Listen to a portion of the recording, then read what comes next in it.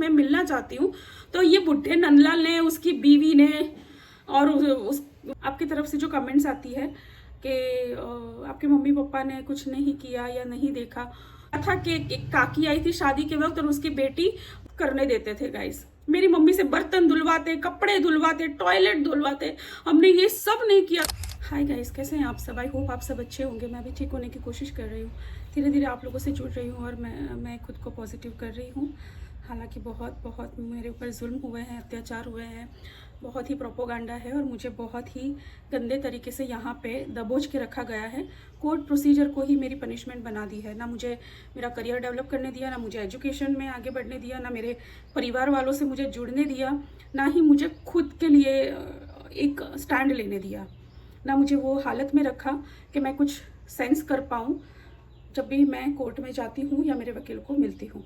तो चलिए मैं आके आपको बताती हूँ मेरे फादर इन लॉ के बारे में जो बता रही थी। उसके बारे में जितना बताऊँ ना उतना कमीनापन उसमें भरा है कि मैं शायद ज़िंदगी भर ये बात बताऊँगी तो भी कम पड़ेंगे। तो मैं आपको ये बता रही थी कि कल तक मैंने मेरी अगली वीडियो तक मैंने जो बात बताई है उसमें एक बात मैं आपको बीच में बताना भूल गई कि शादी और इंगेजमेंट से पहले जब मैंने पूछा था और मेरी मम्मी, हम लोग बार बार उसको पूछ रहे थे कि हम लड़के को तो देखेंगे, मतलब मेरी मम्मी बोलती थी बेटी की शादी करनी है, बेटी को हम विदा करेंगे या शादी करेंगे तो हम लड़के से बात तो करेंगे, वो कैसा है, क्या करता है, उसकी सोच कैसी है, उसके संस्कार कैसे हैं, और मिलना तो चाहिए ही चाहिए। हमारे यहाँ पे जब शादी होती है तो लड़का लड़की एक दूसरे को मिलते हैं, बातचीत करते हैं, फिर उनको पसंद आता है तब हम शादी करवाते हैं। हमने आज तक ऐसा कुछ फोर्स नहीं किया हमारी किसी भी बेटी को कि उसकी मर्जी के बगैर हमने कहीं शादी करती हो। तो मेरी मम्मी को वो संजय जो है, नीच इंसान, जो मेरी मम्मी से काफ़ी छोटा है, ठीक है, मेरी माँ की एज उसकी माँ की एज के बराबर की, ऑलमोस्ट नहीं, उसकी माँ से तो छोटी ही मेरी मम्मी। उसकी माँ इतनी बुढ़िया अभी इस दुनिया में नहीं है, बट मैं भूल नहीं सकती कि उसने मेरी माँ पे कितना अत्याचार किए हैं। इतनी जाहिल, इतनी नार्सिसिस्टिक इंसान, और उसको कुछ भी, आप चुपचाप बैठे हो ना तो भी उसमें इतना जहर उगलता था, जबकि हमको वहाँ पे उसके घर पे रहना भी नहीं था गाइस। एनीवेज, आती हूँ बात पे। आप लोगों में से कई लोगों के कमेंट भी आए हैं तो उसके शायद इसमें जवाब मिल जाएगा। आपकी तरफ से जो कमेंट्स आती है कि आपके मम्मी पापा ने कुछ नहीं किया या नहीं देखा, तो उसका जवाब ये है गाइस कि मेरी मम्मी के बारे में जो सिचुएशन थी मैं आपको बता चुकी हूँ कि उनको खुद का ही होश नहीं था, हम उसको संभाल रहे थे। और मैं जब जॉब जाती थी अपना खर्चा निकालने के लिए, अपनी स्टडी कंटिन्यू करने के लिए, और मम्मी की थोड़ी देखभाल भी हो जाएगी, तब मैं वो स्ट्रेस में जॉब करती थी कि मेरी मम्मी का, अगर मैं जॉब कर रही हूँ, मैं बाहर हूँ, तो मम्मी का ध्यान कौन रख रहा होगा, और मैं सिर्फ भगवान के ऊपर छोड़ देती थी। भगवान को बोलती थी कि आप ख्याल रखना, मुझे जाना पड़ेगा, ठीक है। ये सिचुएशन थी गाइस।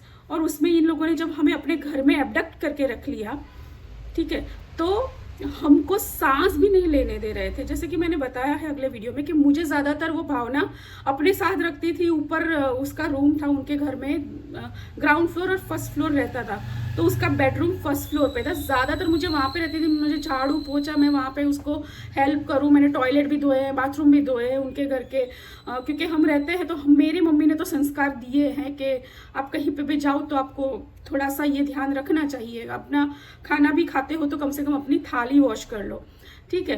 तो ये, और मेरी मम्मी को वो बुढ़िया नीचे बिठा के 24 घंटे टॉर्चर करती थी। ऐसे कि मैंने कभी जिंदगी में नहीं सुना, ऐसे कि मेरी मम्मी को मैंने वो सिचुएशन में कभी देखा ही नहीं था।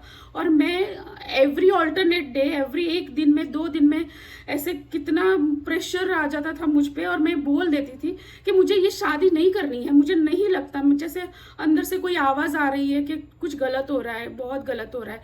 तो हर बार वो नंदलाल, ये भावना, ये संजय और उसके 2 बच्चे मुझे घेर लेते, मुझे घंटों घंटों तक मेरा ब्रेन वॉश करते। और हमको वो चलते उन लोगों ने एंगेजमेंट से कुछ एक हफ्ते पहले एंगेजमेंट फिक्स हो गई थी, ठीक है। हमने भी सबको बोल दिया था क्योंकि ये लोग हमको छोड़ ही नहीं रहे थे। फिर भी मैंने पता नहीं क्यों मुझे 1-2 दिन ऐसा लगा था, मैंने आगे भी बताया है कि मैं वहाँ से निकल के, मेरी मम्मी का जो घर है वहाँ मुझे परमिशन नहीं थी, मुझे अलाउड नहीं था, मेरे पापा नहीं थे, तो फिर भी मैं आके कोने में बैठ गई थी, रो रही थी। किसी को नहीं बताया था कि मैं कहाँ जा रही हूँ। उसके घर से निकल के मैं आई थी और मैं रो रही थी। फिर वो बुढ़ा जैसे लोफर पीछे पड़ा हो ना, जैसे छोड़ ही नहीं रहा हो, कोई वल्गर पीछे पड़ा हो, ऐसे उन लोगों 1 सेकंड 1 मिनट मुझे नहीं छोड़ रहे थे। मेरे पीछे पीछे आ गया ढूंढते ढूंढते वो बुढ़ा कमीना ही राक्षस इंसान, और घंटों तक मेरा सर खा गया। रात को 9 बजे थे गए, सुबह 4 बजे तक उसने मेरा सर खाया, मुझे वापस लेके गया और टॉर्चर करता था कि मैं तुम्हारा बाप हूँ, मैं तुम्हारा सही करूंगा, तुम ससुराल नहीं जाओगी, मैं भी तुम्हारे साथ आऊंगा, मैं निवृत्त इंसान हूँ, मेरे पास कोई काम नहीं है, मैं वहां पे रहूंगा, तुम्हारे साथ रहूंगा, वहां पे 3 महीने 6 महीने तक रहूंगा, मैं देखूंगा अगर तुमको अच्छा नहीं लगते, थोड़ा भी परेशान करते, थोड़ी भी आवाज ऊंची करेंगे तो मैं बैठा हूं, मैं उन लोगों को रगड़ के रोड पे लाऊंगा। ये उसके शब्द थे। मैं बैठा हूँ, मैं बोल रहा हूँ ना कि मेरी बेटी है तो मैं मेरी बेटी को ऐसे ही क्यों कर सकता हूँ। और मेरी मम्मी को वो संजय लताड़ रहा है ये कह के कि जब मेरी मम्मी पूछ रही है कि हमें उसको देखना है, हम वो क्या काम करता है, वो कितना स्टेबल है, उनका घर कैसा है, बिना कुछ देखे कैसे मैं दे दूँ बेटी मेरी बेटी मुफ्त की नहीं है। पर उस वक्त मेरी समझ उतनी नहीं थी, पर मुझे हमेशा ये लगता था कि कुछ गलत हो रहा है और मेरी मम्मी की सिचुएशन मुझे नहीं देखी जा रही थी। तो वो लोग मुझे सब बातों को ऐसे है ना कवर करते करते मुझसे मीठी मीठी बातें करते। और वो जो बुढ़ा नंदलाल है ना, वो तो मुझे यहाँ तक टॉर्चर कर चुका था कि तुम्हारे शादी हम कराएंगे ना तो बेटे जो होंगे ना, जो बच्चे होंगे, सुनिए हाँ गाइस, बच्चे जो होंगे वो अगर तुम्हारी तरह गुड लुकिंग, मैं उसकी भाषा मुझे याद नहीं है पर बहुत गंदे शब्द बोलता था, मैं अपनी भाषा में गुड लुकिंग मतलब सुंदर होने चाहिए, उन्होंने तो बहुत गंदे वल्गर शब्द यूज किए थे। और इतना नजदीक आके मेरे कानों में वो बोलता था ना तो मुंह से थूक उड़ता था और मुझे कुछ समझ नहीं आ रहा, इतना प्रेशर दे रहे थे मुझे। बच्चे होने चाहिए, तेरी तरह सुंदर होने चाहिए, अगर सुंदर नहीं हुए तो फिर हमारे घर में तुम भूल जाओ कि तुम पे कोई है ना रहम भी खाएगा। ये हंसते हंसते मुझे वो बता रहा था, पर मुझे वो उस वक्त समझ ही नहीं आया गाइस कि मैं क्या करूं, मुझे अच्छा ही नहीं लगता था। बस मुझे इतना था कि अच्छा नहीं लगता है, इसलिए मैं आके बैठ गई थी। लेकिन उस वक्त उसने 5-6 घंटे तक मुझे फिर से टॉर्चर कर दिया। वो लोग सांस भी नहीं लेने देते थे गाइस, सांस भी नहीं लेने देते थे, इतना घेर के टॉर्चर करके मुझे वहां पे लेके गया। और मेरी मम्मी भी वहां पे थी, मैं जब आई थी तो मुझे नहीं पता था फिर से ये लोग ये करेंगे, तो मेरी मम्मी भी वहां पे थी। मैं जैसे आई थी शाम के वक्त तो मेरे मम्मी वहां सो रहे होंगे, मैं क्या करूं, क्या कर सकती हूँ। हम दोनों को बात भी करने देते थे गाइस, मेरी मम्मी से बर्तन धुलवाते, कपड़े धुलवाते, टॉयलेट धुलवाते, हमने ये सब नहीं किया था। मेरी मम्मी को होश नहीं था, वो अपने हाथों से खाने के लिए भी उनको 10 बार मैं खिलाती थी और उनको खिलाते खिलाते जैसे माँ बच्चे को खिलाती है ना वैसे। और मेरी आंखों में आंसू आ जाते थे, मैं साइड में जाके रो लेती थी। जब उनको 10 मिनट खिलाती थी तो मुझे इतना रोना आता था कि मैं साइड में जाके खिलाने के बाद रोती थी गाइस, वो सिचुएशन थी। और इन लोगों ने टॉर्चर पे टॉर्चर, टॉर्चर पे टॉर्चर, इन ह्यूमन। दूसरी बात मैं आपको ये बताऊं कि मैंने जब जिद पकड़ी थी ना, मैंने अपने एक वीडियो में बताया है कि मेरी एक दोस्त थी, वो उनकी ही आगे की 2 लेन के बाद उनका घर था। तो उनके मम्मी के कहने पे मैंने बोला कि मुझे मिलना है, देखना है, मुझे बात करनी है। एक तो शादी के नाम से हम लड़कियों के अंदर एक जो सपने होते हैं, एक तरफ वो मेरे अंदर अरमान फूट रहे हैं, एक तरफ मुझे दिख भी नहीं रहा है वो इंसान, मुझे सिर्फ मेंटली वो बातें बता रहे हैं, कुछ भी ऐसा आसपास में नहीं हो रहा है। जो भी बात हो रही है सिर्फ ये लोग कर रहे हैं, उनके घर से कोई बंदा है नहीं।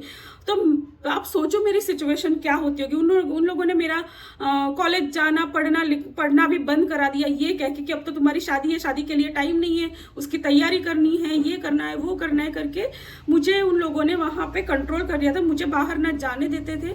और जो मेरी दोस्त थी, एक बार वो आई थी नोट्स देने के लिए, जब उसको पता चला कि मैं यहाँ पे आती हूँ हूँ। तो वो एक बार मुझे ढूंढते ढूंढते, मैं कॉलेज नहीं जाती थी, तो वो नोट्स लेके आई, एग्जाम्स की डेट्स आ रही थी, तो वो मुझे वो भी बताने आई।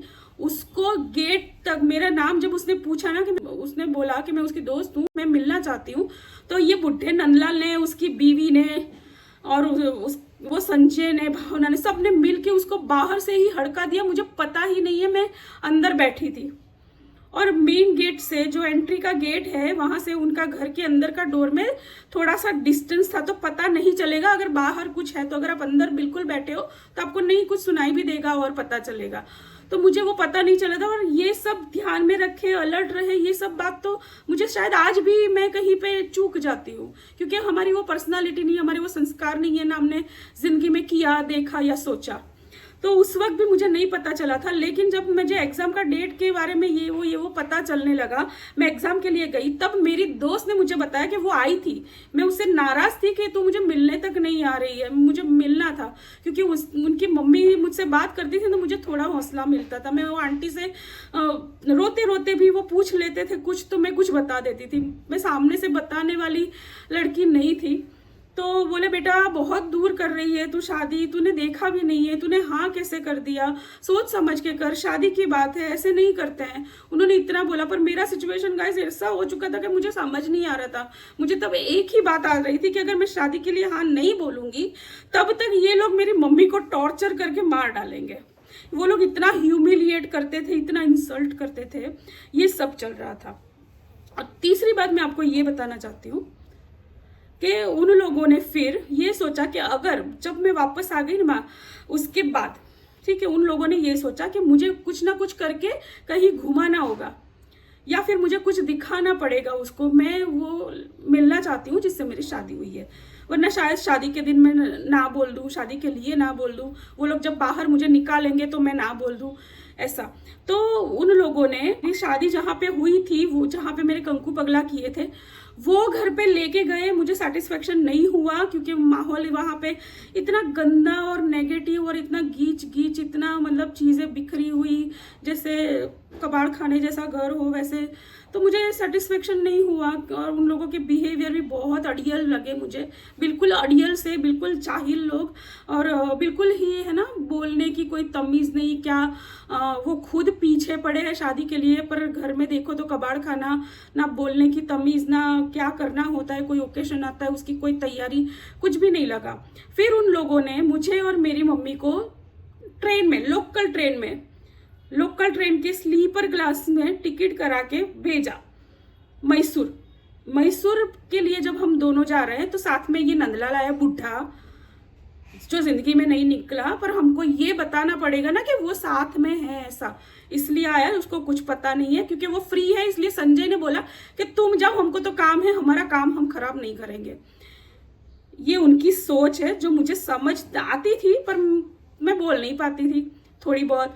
अब मैं जब सोचती हूँ तो मुझे चीजें क्लियर हो रही है माइंड में, ठीक है। दूसरा आया था वो जो जहाँ पे यहाँ पे घर दिखाया था, जो उसका काका है, उसके 7 लड़के हैं, उसमें से बड़ा वाला लड़का और एक और उसका भाई, इतने लोग आए थे, मैं और मेरी मम्मी। अब हमारी फैमिली जो है ना, हम लोग बहुत ही सोफिस्टिकेटेड फैमिली है, बहुत इक्वल मानते हैं, सबको साथ में लेके चलना, बच्चों को बच्चों के जितना व्यवहार करना, बड़ों को बड़ों के जैसा व्यवहार करना। जो ऐसे हम उम्र है, मम्मी बोले हम मम्मी के हम उम्र के बाद के उनके भाई है कि या पापा के फैमिली साइड से लोग हैं, सब अगर वो है तो उनके साथ उनके जैसा व्यवहार करना, यही हमने देखा था। हमने इससे ज़्यादा कुछ नहीं, मेरी आंखें तक ऊंची करने की मुझे ज़रूरत पड़ी नहीं कभी। और मैं ऐसे ही रहती थी बड़ों के सामने, क्योंकि हमारा संस्कार है। जो मेरे कोर्ट केस में मैं 12 साल तक वकीलों के सामने भी ऐसे ही बैठी रहती थी, मुझे पता नहीं था गाइस मैं क्या बोलूँ क्या नहीं। अगर समझ आता है, कुछ कहना चाहती हूँ तो भी ऐसे दब जाती थी मैं, क्योंकि अकेली जाती थी। तो उन लोगों ने हमें वहाँ पे भेजा। सॉरी गाइस, थोड़ा सा मैं बीच में मेरी और मेमोरीज आ जाती है उसके लिए, पर बैक टू द पॉइंट कि जब हमें मैसूर भेजा तो हम 3 दिन के बाद वहाँ पे पहुँचे। 3 दिन में उन लोगों ने हमें ट्रेन में है ना भरपूर ऐसे जो भी आता है ट्रेन में नहीं आते वो ऐसे 10 रुपए वाले पाव, 20 रुपए वाले पाव, दाबेली या कुछ भजिया या फिर ट्रेन वाली वो चाय आती है, वो कंटिन्यूअस मेरी मम्मी को और मुझे कंटिन्यूअस वो लोग पूछते रहे ताकि आपको ऐसा लगे कि हाँ बहुत अच्छे लोग हैं, बहुत अच्छे लोग हैं, बहुत ख्याल रख रहे हैं। उसमें मेरे साथ एक हादसा भी हुआ था, लेकिन ये वीडियो में नहीं बताऊंगी, किसी और वीडियो में फिर से बताऊंगी।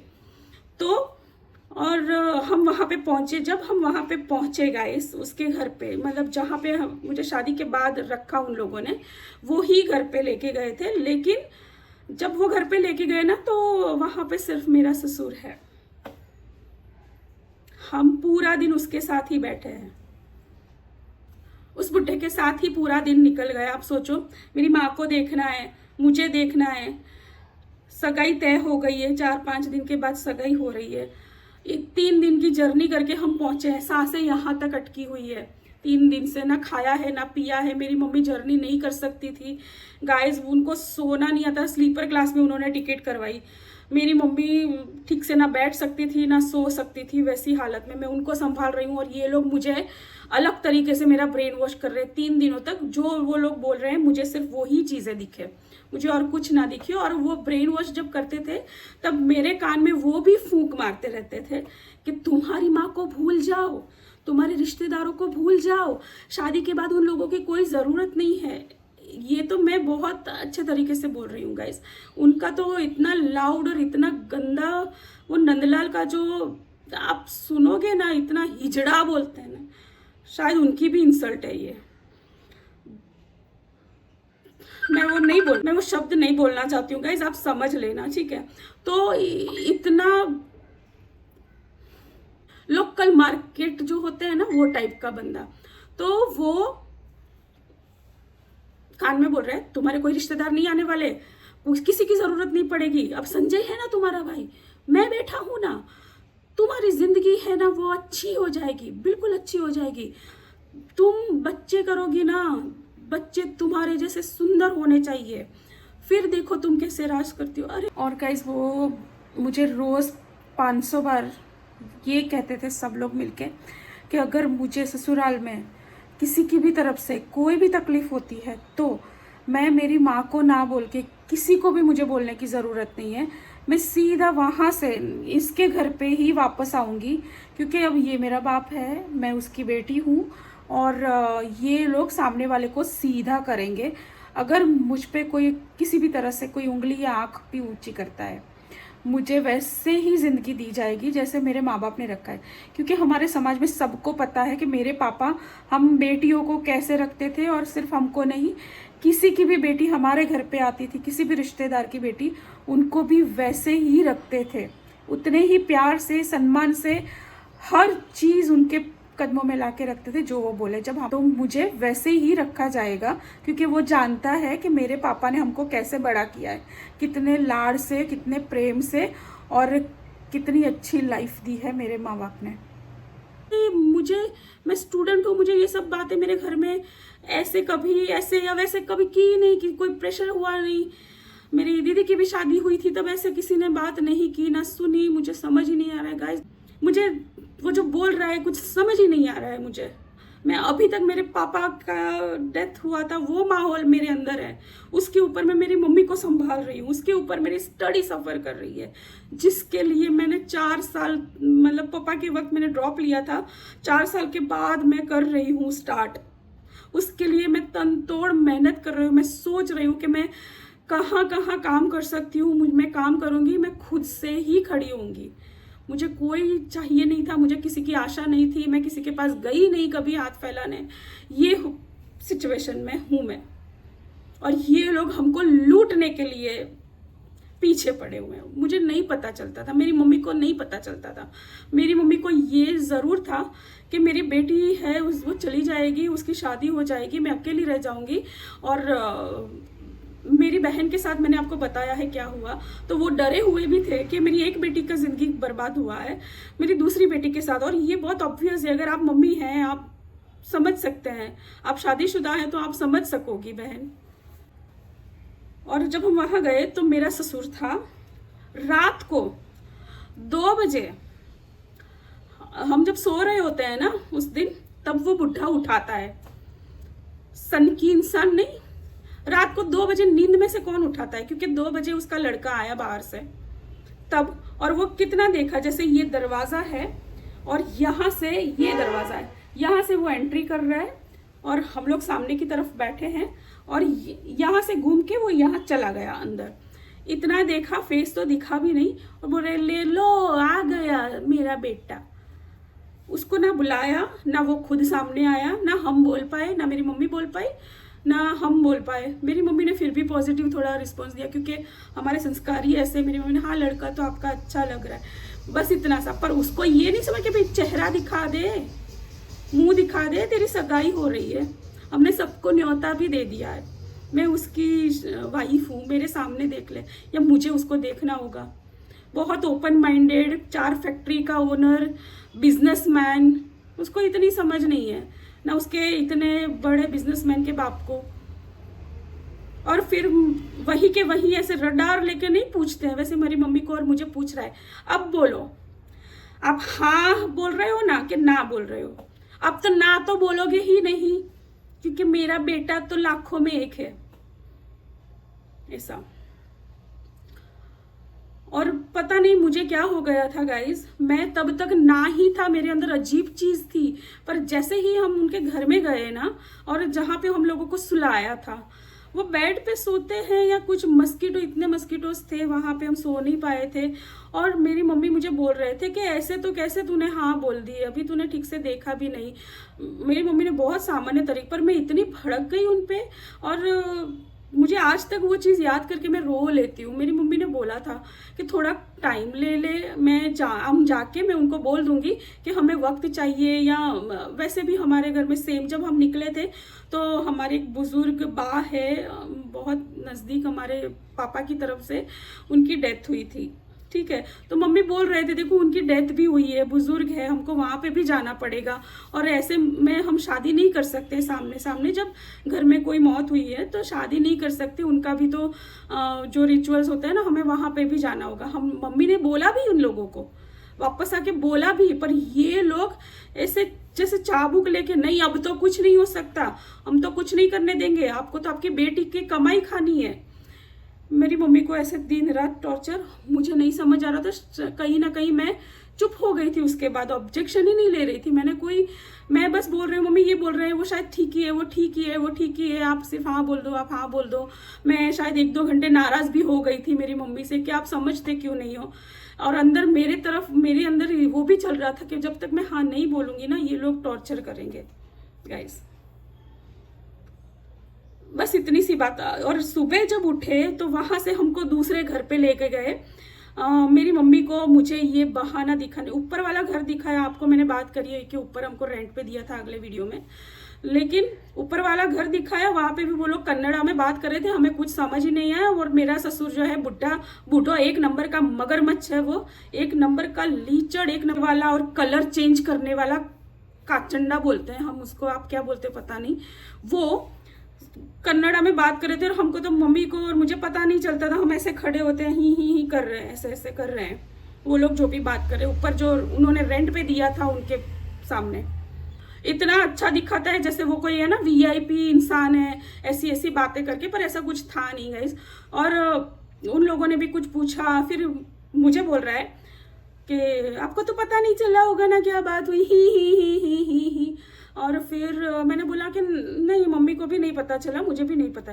अरे वो तो ऐसा बोल रहे हैं, आप कब अभी शादी करके यहाँ लक्ष्मी बन के आ रहे हो?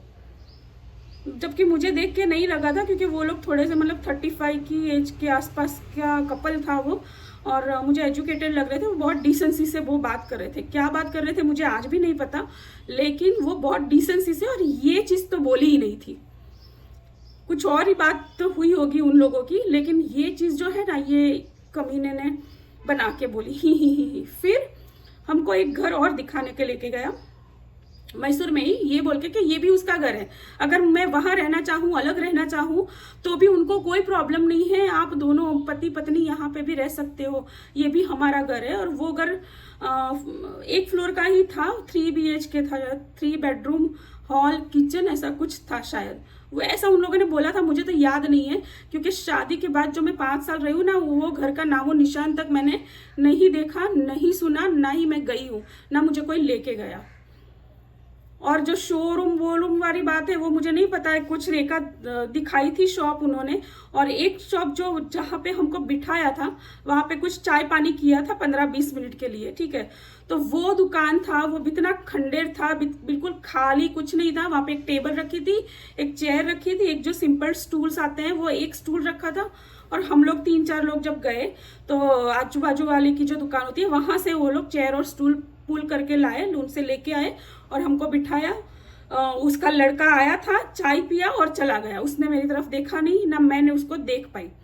और फिर हम घूम रहे हैं, मेरे ससुर के साथ ही घूम रहे हैं। हाँ गाइज, सारी बातें उसके साथ ही हो रही है, वो लीचड़ का थोबड़ा मेरे आंखों के सामने हमेशा। आप याद रखना, ये बात मैं आगे और बताऊंगी आपको शादी के बाद की, कि हम सिर्फ उससे ही बात तय कर रहे हैं, वो हमारा दिमाग कंट्रोल कर रहा है, वो हमारे, अब हम उनके वहां पे है तो वो जब बोलेंगे तब नहाएंगे धोएंगे खाएंगे, वो जो खिलाएंगे वो खाएंगे, जब वहां पे खिलाएंगे वहां पे खाना पड़ेगा, ये सब बातें। क्योंकि ना हम बोल सकते हैं ना कुछ समझ सकते हैं, हमें जो भी बात करनी है। जो बीच वाला आया था नंदलाल, उसको कुछ भी बोलो तो वो फिल्टर करके उनको बोलता था, जो हम बोलते थे वो कभी बोलता ही नहीं था, ना पूछता था।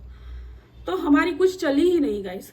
और फिर वो दुकान की सिचुएशन, वो सिंपल से जो रैक्स आते हैं, कभी कभी आप देखते होंगे कि साड़ियों या ऐसा कुछ, ऐसे 2 रैक्स रखे हुए थे, वहां पे छोटी छोटी बेरिंग्स आती है, बेरिंग वो रखी हुई थी। जैसे सपोज एक रैक पे 20 या 30 या 50 ज्यादा से ज्यादा ऐसे रैक्स में छोटे छोटे चीजें। मुझे तो वो बिजनेस तब समझ ही नहीं आता था कि क्या है क्या नहीं है ना, बच्ची मतलब स्टूडेंट, और मेरे पापा चले गए, मैं जिंदगी में कभी कहीं नहीं गई हूँ, क्या पता चलेगा। वो लोग मुझे सिर्फ पैम्पर किए जा रहे हैं कभी कभी, कि मैं ना बोल दूं ऐसे, और मेरी मम्मी को लताड़ लताड़ के बोल रहे हैं, और मुझे चीज़ें थोड़ा सा पॉलिश करके, थोड़ा सा पैम्पर करके, थोड़ा सा कान में फुसफुसा के ब्रेन वॉश कर रहे हैं, बस वही कर रहे हैं, खिला के, वो भी चालू आइटम ही खिला रहे हैं सब कुछ। और सबको ये बोल रहे हैं हम तो यहाँ गए थे और हम वहाँ गए थे, ये सब बातें। वहाँ पे हम 2 दिन रुके, एक दिन हम मैसूर में घूमे और सेम डे हम रात को निकल गए और आधी रात को हम पहुंचे बेंगलोर। बेंगलोर में जो मैंने बोला था कि एक काकी आई थी शादी के वक्त और उसकी बेटी, वो काका काकी के घर पे लेके गए। हम वहां पे सुबह पहुंचे हैं और वहां पे थोड़ा सा फ्रेश होके दोपहर का खाना खाया और शाम को हम निकल गए। अब जब दोपहर से शाम तक का जो बात है ना, वो भी मैं आपको अगले वीडियो में बता चुकी हूँ, लेकिन फिर भी अगर आपको जानना है तो मैं नेक्स्ट वीडियो में बताऊंगी, आप कमेंट करना। बाकी तो मैंने जो पार्ट्स बनाए हैं 1 से 9 तक, उसमें मैंने आपको बता दिया है। ठीक है गाइस, वीडियोस काफ़ी लंबी हो चुकी है। थैंक यू सो मच यहाँ तक देखने के लिए, और प्लीज़ मुझे सपोर्ट करते रहिएगा। मैं बहुत सालों से अपनी ज़िंदगी को एक अरेस्टेड कंडीशन में जी रही हूँ गाइस, और मैं सिर्फ मेरा जस्टिस चाहती हूँ। और अब तक मैं दुनिया के किसी कॉर्नर में पड़े पड़े सड़ रही थी। तो आप लोग अब मेरी फैमिली है गाइस, प्लीज़ मुझे सपोर्ट करना।